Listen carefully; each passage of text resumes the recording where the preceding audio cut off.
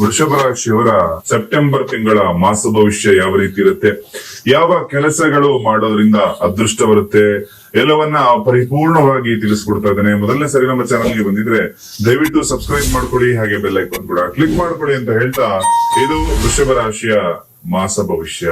ಈ ಮಾಸದಲ್ಲಿರ್ತಕ್ಕಂತಹ ಗ್ರಹಗಳ ಚಲನೆಗಳು ಯಾವ್ದಾದ್ರು ಅಂತ ನೋಡೋದಾದ್ರೆ, ಮೊದಲನೇದಾಗಿ ಆಗಸ್ಟ್ 30ಕ್ಕೆ ಬುಧ ಗ್ರಹ ಸಿಂಹರಾಶಿಯ ಪ್ರವೇಶ ಆಗುತ್ತೆ. ಸೆಪ್ಟೆಂಬರ್ 13ಕ್ಕೆ ಮಂಗಳ ಸಿಂಹರಾಶಿ ಅಂದ್ರೆ ಕುಜ ಸಿಂಹರಾಶಿಯ ಪ್ರವೇಶ ಮಾಡುತ್ತಾನೆ.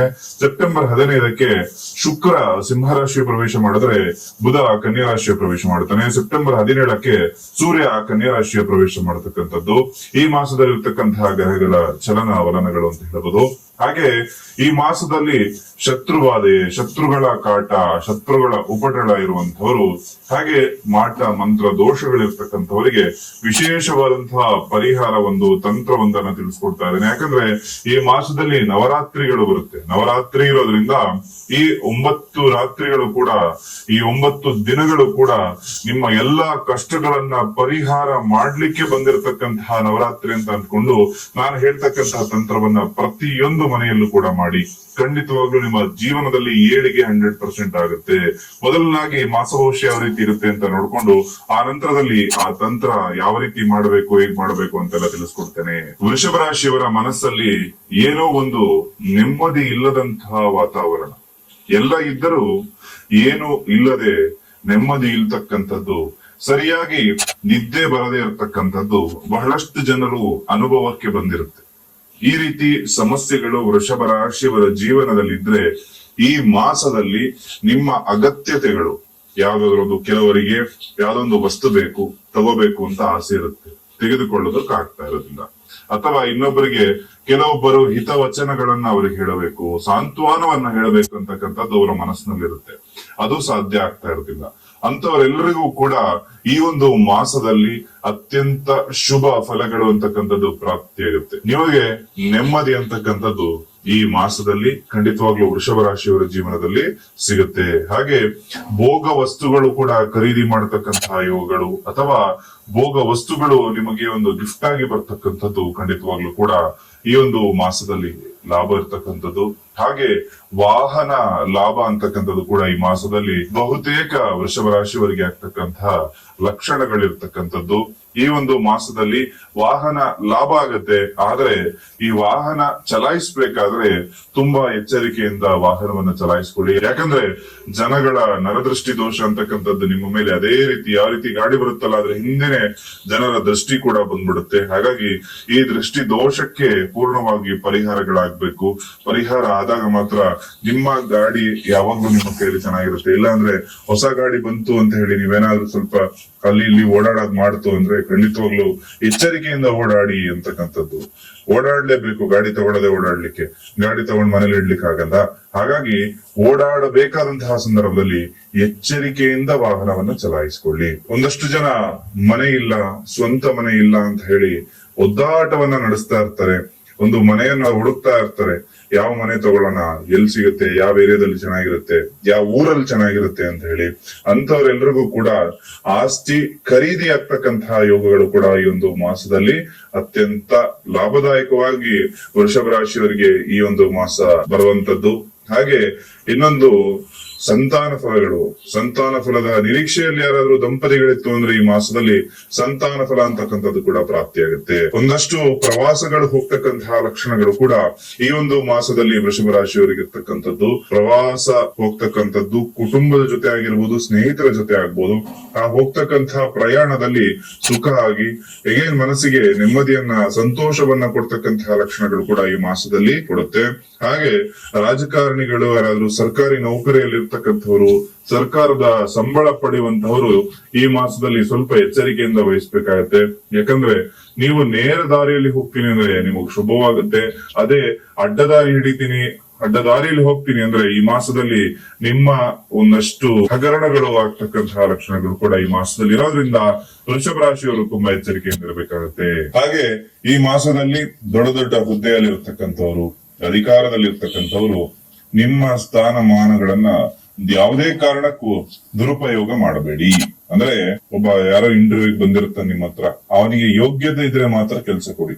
ಅದು ಬಿಟ್ಟು ದುಡ್ಡು ತಗೊಂಡು ಕೆಲಸ ಕೊಡ್ತಕ್ಕಂಥದ್ದು, ಈ ರೀತಿ ಕೆಲಸಗಳು ಯಾರಾದ್ರೂ ಮಾಡ್ತಾ ಇದ್ದಾರೆ ಅಂದ್ರೆ ಈ ಮಾಸದಲ್ಲಿ ಶಿಕ್ಷೆ ಅಂತಕ್ಕಂಥದ್ದು ಕೂಡ ನಿಮಗೆ ಒಂದು ಶನಿಯ ಪ್ರಭಾವದಿಂದಾಗಿ ಖಂಡಿತವಾಗ್ಲೂ ಕೂಡ ಈ ಮಾಸದಲ್ಲಿ ಇರ್ತಕ್ಕಂಥದ್ದಿದೆ. ಇನ್ನು ಯಾರಿಗಾದ್ರೂ ಕೋರ್ಟ್ ನಲ್ಲಿ ಕೇಸ್ ನಡೀತಾ ಇದ್ದು ಆ ಕೇಸ್ ಇನ್ನು ಪರಿಹಾರ ಆಗ್ಲಿಲ್ಲ, ಹಲವಾರು ರೀತಿಯಾಗಿರ್ತಕ್ಕಂತಹ ಅಡೆತಡೆಗಳೇ ಆಗ್ತಾ ಇದೆ, ಕೇಸ್ ಇನ್ನು ಕಮ್ಮಿ ಆಗ್ತಾ ಇಲ್ಲ ಅಂದ್ರೆ ಫಲಿತಾಂಶದ ಹಂತದವರೆಗೂ ಕೂಡ ಈ ಕೇಸ್ ಹೋಗ್ತಾ ಇಲ್ಲ ಅಂದ್ರೆ ಈ ಮಾಸದಲ್ಲಿ ಫಲಿತಾಂಶದ ಹಂತದವರೆಗೆ ಬರ್ತಕ್ಕಂತಹ ಲಕ್ಷಣಗಳಿರುತ್ತೆ. ಕೆಲವೊಬ್ಬರಿಗೆ ಫಲಿತಾಂಶವನ್ನ ಪಡೆಯುವಂತಹ ಯೋಗಗಳು ಕೂಡ ಇರುತ್ತೆ. ಆ ಫಲಿತಾಂಶ ಬರುವಂತದ್ದು ಒಂದು 80% ಜನರಿಗೆ ಪರವಾಗಿತ್ತು ಅಂದ್ರೆ ಇಂತ 20% ಜನರಿಗೆ ಸ್ವಲ್ಪ ವಿರುದ್ಧವಾಗಿ ಹೋಗ್ತಕ್ಕಂತಹ ಲಕ್ಷಣಗಳಿರುವಂತದ್ದು. ಹಾಗೆ ನಿಮ್ಮ ಕಾರ್ಯಗಳೆಲ್ಲವೂ ಕೂಡ ಕೈಗೂಡ್ತಕ್ಕಂತಹ ಲಕ್ಷಣಗಳು ಕೂಡ ತುಂಬಾ ಇರುತ್ತೆ. ಪ್ರೇಮಿಗಳಿಗೆ ಅನಾನುಕೂಲ ಅಂತ ಹೇಳ್ತಕ್ಕಂಥದ್ದು, ಯಾರಾದ್ರೂ ಪ್ರೀತಿಯಲ್ಲಿರುವಂತವರು ವೃಷಭ ರಾಶಿಯವರಿಗೆ ಈ ಮಾಸ ಶುಭ ಅಲ್ಲ, ಒಂದಷ್ಟು ದೂರ ಆಗ್ತಕ್ಕಂತಹ ಇವುಗಳಿರುತ್ತೆ. ಬ್ರೇಕಪ್ ಅಂತ ಏನ್ ಹೇಳ್ತಾರಲ್ಲ ಆ ರೀತಿ ಲಕ್ಷಣಗಳು ಈ ಮಾಸದಲ್ಲಿ ಇರುತ್ತೆ. ಹಾಗಾಗಿ ಸ್ವಲ್ಪ ಎಚ್ಚರಿಕೆಯಿಂದ ನಿಮ್ಮ ಪ್ರೀತಿ ವಿಚಾರದಲ್ಲಿ ನೀವು ಇರಬೇಕಾಗತ್ತೆ. ತಗ್ಗಿ ಬಗ್ಗಿ ಹೋದಾಗ ಮಾತ್ರ ಖಂಡಿತವಾಗ್ಲೂ ಒಳ್ಳೇದಾಗುತ್ತೆ. ತಗ್ಗಿ ಬಗ್ಗಿ ಹೋಗ್ತಾ ಇಲ್ಲ ಅಂದ್ರೆ ನಿಮಗೆ ಪ್ರೀತಿಯಲ್ಲಿ ನಷ್ಟ ಅಂತಕ್ಕಂಥದ್ದು ಈ ಮಾಸದಲ್ಲಿ ಕಂಡುಕೊಳ್ತಕ್ಕಂಥದ್ದು. ಒಳ್ಳೆಯ ಸಮಯ ಈ ಒಂದು ಪ್ರೀತಿ ವಿಚಾರಕ್ಕೆ ಇರೋದಿಲ್ಲ. ಹಾಗೆ ಹೆಂಡತಿ ಮಕ್ಕಳ ಆರೋಗ್ಯದ ಕಡೆ ವೃಷಭ ರಾಶಿಯವರು ಗಮನವನ್ನು ಇಡಬೇಕಾಗತ್ತೆ. ಅವರ ಆರೋಗ್ಯದಲ್ಲಿ ಒಂದಷ್ಟು ಏರುಪೇರು ಅಂತಕ್ಕಂಥದ್ದು ಕೂಡ ಈ ಮಾಸದಲ್ಲಿ ಬರುವಂತಹ ಲಕ್ಷಣಗಳು ಇರುವುದರಿಂದ ನೀವು ನಿಮ್ಮ ಆರೋಗ್ಯದ ಜೊತೆಗೆ ಅವರ ಆರೋಗ್ಯದ ಕಡೆ ಕೂಡ ಒಂದಷ್ಟು ಗಮನವನ್ನ ಇಟ್ಕೊಳ್ಳೋದು ಒಳ್ಳೆಯದು. ವಿದ್ಯಾರ್ಥಿಗಳಿಗೆ ಓದಿನಲ್ಲಿ ಆಸಕ್ತಿ ಸ್ವಲ್ಪ ಮಟ್ಟಿಗೆ ಕಮ್ಮಿ ಆಗ್ತಕ್ಕಂತಹ ಲಕ್ಷಣಗಳು ಈ ಮಾಸದಲ್ಲಿ ಇರೋದ್ರಿಂದ ತಂದೆ ತಾಯಿಗಳು, ವೃಷಭ ರಾಶಿಯವರ ತಂದೆ ತಾಯಿಗಳು ಯಾರಾದ್ರೂ ವಿಡಿಯೋವನ್ನು ನೋಡ್ತಾ ಇದ್ರೆ ಮಕ್ಕಳ ಬಗ್ಗೆ ವಿಶೇಷವಾದ ಗಮನವನ್ನ ಈ ಮಾಸದಲ್ಲಿ ಇಟ್ಕೊಳ್ಳಿ. ಇಲ್ಲ ಅಂದ್ರೆ ಮಕ್ಕಳ ಗಮನ ಆ ಕಡೆ ಈ ಕಡೆ ಹೋಗಿ ಸ್ವಲ್ಪ ಸಮಸ್ಯೆಗಳು ಕೂಡ ಆಗ್ಬಹುದು. ಹಾಗೆ ಒಂದಷ್ಟು ಪುಸ್ತಕ ವ್ಯಾಪಾರ ಮಾಡುವಂತವರು ಅಥವಾ ಒಂದು ಚಿನ್ನ ಬೆಳ್ಳಿ ವ್ಯಾಪಾರ ಮಾಡತಕ್ಕಂಥವ್ರು ಎಲ್ರಿಗೂ ಕೂಡ ಈ ಮಾಸ ಶುಭವಾಗಿರುತ್ತೆ. ಇಂಜಿನಿಯರಿಂಗ್, ಡಾಕ್ಟರ್ ಅಥವಾ ಈ ಫೀಲ್ಡ್ ಅಲ್ಲಿ ಇರ್ತಕ್ಕಂಥವ್ರು ಎಲ್ರಿಗೂ ಕೂಡ ಶುಭವಾಗಿರ್ತಕ್ಕಂತಹ ಫಲಗಳು ಈ ಮಾಸದಲ್ಲಿ ಇತ್ತು ಅಂದ್ರೆ ಅದರ ಜೊತೆಯಲ್ಲಿ ಹಾಲು ವ್ಯಾಪಾರಿಗಳಿಗೆ ಎಲ್ಲರಿಗೂ ಕೂಡ ಸ್ವಲ್ಪ ಮಿಶ್ರ ಫಲಗಳು, ದಿನಸಿ ವ್ಯಾಪಾರಿಗಳಿಗೆ ಡೈಲಿ ಟ್ರಾನ್ಸಾಕ್ಷನ್ ಯಾರ್ಯಾರ ಅಂಗಡಿಯಲ್ಲಿ ಆಗುತ್ತಲ್ಲ ಇವರೆಲ್ಲರಿಗೂ ಕೂಡ ಸ್ವಲ್ಪ ಮಿಶ್ರ ಫಲಿತಾಂಶಗಳಂತಕ್ಕಂಥದ್ದು ಈ ಮಾಸದಲ್ಲಿ ಬರುವಂತಹ ಲಕ್ಷಣಗಳಿರುತ್ತೆ. ಹಾಗೆ ಕಬ್ಬಿಣ ವ್ಯಾಪಾರಿಗಳಿಗೆ ಶುಭವಾಗುತ್ತೆ. ಈ ಮಾಸದಲ್ಲಿ ಇರೋದು ವಿಶೇಷವಾದಂತಹ ನವರಾತ್ರಿ ಅಂದ ಕೂಡಲೇ ಎಲ್ಲ ರಜೆಗಳು ಬರ್ತಕ್ಕಂಥದ್ದು. ಹಾಗಾಗಿ ಈ ಎಲ್ಲಾ ರಜಾ ಸಂದರ್ಭದಲ್ಲಿ ಪ್ರವಾಸ ಹೋಗ್ತಕ್ಕಂಥದ್ದು ಲಕ್ಷಣಗಳೆಲ್ಲವೂ ಕೂಡ ಇವನಿಗೆ ಚೆನ್ನಾಗಿರೋದ್ರಿಂದ ಹೋಗಿ ಬರ್ತಕ್ಕಂತಹ ಪ್ರಯಾಣದಿಂದ ಸುಖವಾಗ್ತಕ್ಕಂತಹ ಲಕ್ಷಣಗಳಿರುತ್ತೆ. ಹಾಗಾಗಿ ಈ 9 ದಿನಗಳಲ್ಲಿ ಈ ವಿಶೇಷ ತಂತ್ರವನ್ನ ನೀವು ಪ್ರತಿಯೊಬ್ಬರು ಕೂಡ ನಿಮ್ಮ ಮನೆಯಲ್ಲಿ ಮಾಡಿ ಅಂತ ಹೇಳ್ತೇನೆ. ವಿಡಿಯೋದ ಮೊದಲಿನಲ್ಲಿ ಹೇಳಿದಂಗೆ ಶತ್ರು ಬಾಧೆ ಆಗಿರ್ಬೋದು, ಮಾಟ ಮಂತ್ರ ದೋಷಗಳಾಗಿರ್ಬೋದು, ಆರೋಗ್ಯ, ವ್ಯಾಪಾರ, ವ್ಯವಹಾರ, ಹಣಕಾಸಿನ ಸಮಸ್ಯೆಗಳಾಗಿರ್ಬೋದು, ಮನೆಗೆ ದಟ್ಟ ದಾರಿದ್ರ್ಯತನ ಬಂದಿದ್ರು ಈ ಒಂದು ಸಣ್ಣ ತಂತ್ರ ಪರಿಹಾರವನ್ನ ನಿಮ್ಮ ಮನೆಯಲ್ಲಿ ನೀವು ಮಾಡೋದ್ರಿಂದ ಖಂಡಿತವಾಗ್ಲೂ ಕೂಡ ಅತ್ಯಂತ ಶುಭ ಫಲಗಳು ನಿಮಗೆ ಸಿಗುತ್ತೆ. ಯಾವಾಗ ಮಾಡಬೇಕು ಅಂದ್ರೆ ಈ ನವರಾತ್ರಿ ಸಂದರ್ಭದಲ್ಲಿ 9 ದಿನಗಳು ಪ್ಲಸ್ 1 ದಿನ ವಿಜಯದಶಮಿ ದಿನ ಕೂಡ ಮಾಡಬೇಕಾಗತ್ತೆ. ಈ ರೀತಿ ಮಾಡೋದ್ರಿಂದ ಮನೆಯಲ್ಲಿರ್ತಕ್ಕಂತಹ ದುಷ್ಟಶಕ್ತಿಗಳು, ಕೆಟ್ಟ ಶಕ್ತಿಗಳು, ಮನೆಯ ಜನರ ಮನಸ್ಸಿನಲ್ಲಿರ್ತಕ್ಕಂತಹ ಕೆಟ್ಟ ವಿಚಾರಗಳು, ಮೊದಲನೇದಾಗಿ ನಮ್ಮ ಒಂದು ಏಳಿಗೆ ಆಗ್ಲಿಕ್ಕೆ ನಮ್ಮ ಸುತ್ತಮುತ್ತಲಿನರು ನಮ್ಗೆ ಸ್ವಲ್ಪ ಬೆಂಬಲವಾಗಿ ನಿಲ್ಬೇಕಾಗತ್ತೆ. ಹಾಗೆ ಪ್ರತಿಯೊಬ್ಬರು ಕೂಡ ಗುರಿಯ ಕಡೆ ಹೋಗ್ಲಿಕ್ಕೆ ಈ ಒಂದು ತಂತ್ರವನ್ನ ಮಾಡೋದ್ರಿಂದ ಅತ್ಯಂತ ಶುಭದಾಯಕ ಫಲಗಳು ಸಿಗುತ್ತೆ. ಈ ತಂತ್ರ ಪರಿಹಾರವನ್ನ ಮಾಡೋದ್ರಿಂದ ಮನೆಯ ಪ್ರತಿಯೊಬ್ಬರಿಗೂ ಕೂಡ ಶುಭವಾಗುತ್ತೆ. ಆ ತಂತ್ರ ಹೇಗೆ ಮಾಡಬೇಕು ಅಂದ್ರೆ ಒಂದು ಪಂಚದೀಪವನ್ನ ಹಚ್ಬೇಕು.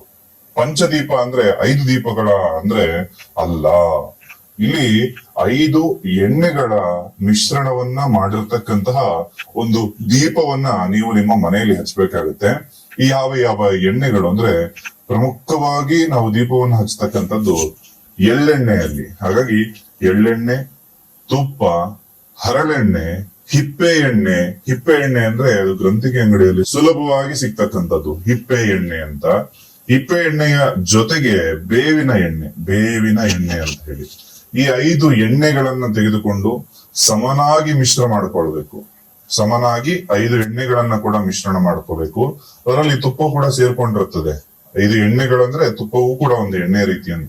ಈ 5 ಎಣ್ಣೆಗಳನ್ನ ಮಿಶ್ರಣ ಮಾಡಿ 2 ದೀಪವನ್ನ ಅಥವಾ 5 ದೀಪವನ್ನ ದೇವರ ಮನೆಯಲ್ಲೇ ಹಚ್ಚಬೇಕು. ಹಚ್ಚಬೇಕಾದ್ರೆ ನೀವು ಉಪಯೋಗಿಸ್ತಕ್ಕಂತಹ ಬತ್ತಿ, ದೀಪದ ಬತ್ತಿ ಏನಿರುತ್ತಲ್ಲ ಅದು ಕೆಂಪು ಬಣ್ಣದ ಬತ್ತಿಯಾಗಿರಬೇಕು.